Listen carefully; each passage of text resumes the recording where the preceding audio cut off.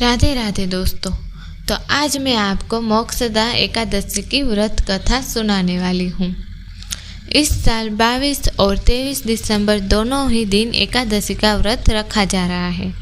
अगर आप भी एकादशी का व्रत रखते हैं, आपको एकादशी व्रत के नियमों को भी अच्छे से मानना चाहिए। दरअसल एकादशी व्रत 10वीं तिथि की शाम से ही शुरू हो जाता है। एकादशी व्रत का पारण द्वादशी के नियमों के मुताबिक ही करना चाहिए। व्रत का पारण द्वादशी तिथि के खत्म होने से पहले कर लेना चाहिए। पारण में किसी ब्राह्मण को भोजन कराकर खुद भोजन ग्रहण करना चाहिए। व्रत का पारण चावल या फिर आंवले से करना चाहिए। इस दिन भूलकर भी बैंगन, मसूर, उड़द की दाल और मूली का सेवन नहीं करना चाहिए। और एकादशी तिथि के दिन भी व्रत कथा पढ़कर पूजन करना चाहिए। तो आइए सुनते हैं मोक्षदा एकादशी की कथा। महाराज युधिष्ठिर ने कहा है, भगवान आप तीनों लोकों के स्वामी हो, सभी को सुख देने वाले हो और जगत के पति है। मैं आपको नमस्कार करता हूँ। हे देव, आप सबके सखा है, अतः मेरे संशय को दूर कर मुझे बताइए कि मार्गशीर्ष एकादशी का क्या नाम है। उस दिन कौन से देवता का पूजन किया जाता है और उसकी क्या विधि है, कृपया कर मुझे बताइए। भगवान श्री कहने लगे कि धर्मराज, तुमने बड़ा ही उत्तम प्रश्न किया है।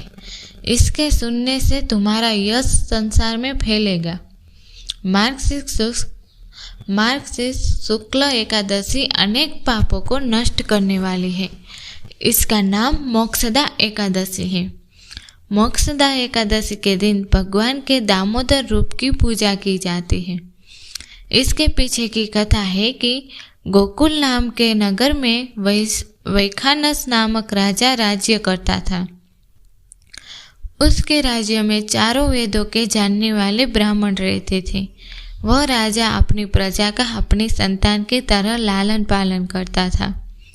एक बार रात में राजा ने एक सपना देखा कि उसके पिता नरक में चले गए हैं।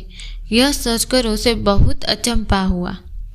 सुबह उठकर वह विद्वान ब्राह्मणों के पास गया और अपना सपना सुनाया और कहा कि मैंने अपने पिता को नरक में कष्ट उठाते देखा है। उन्होंने मुझसे कहा कि हे पुत्र, मैं नरक में पड़ा हूँ, यहाँ से तुम मुझे मुक्त कराओ।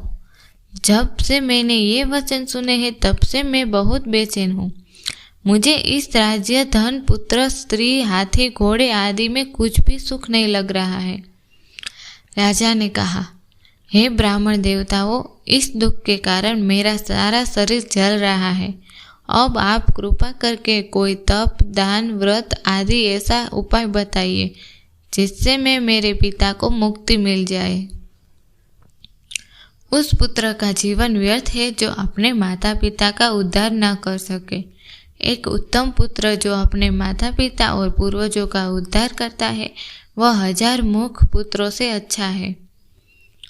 जैसे एक चंद्रमा सारे जगत में प्रकाश कर देता है, परंतु हजारों तारे नहीं कर सकते।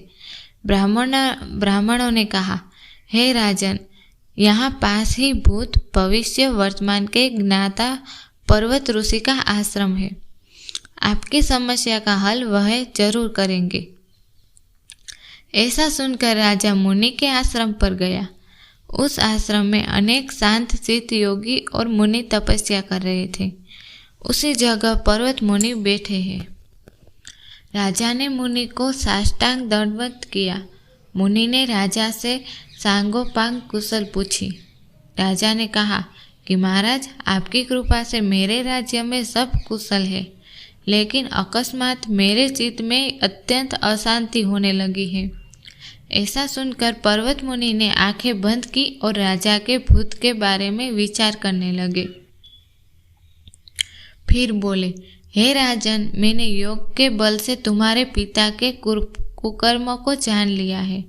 उन्होंने पूर्व जन्म में कामातुर होकर एक पत्नी को रति दी, किंतु सोत के कहने पर दूसरी पत्नी को ऋतु दान मांगने पर भी नहीं दिया। उसी पाप कर्म के कारण तुम्हारे पिता को नरक में जाना पड़ा।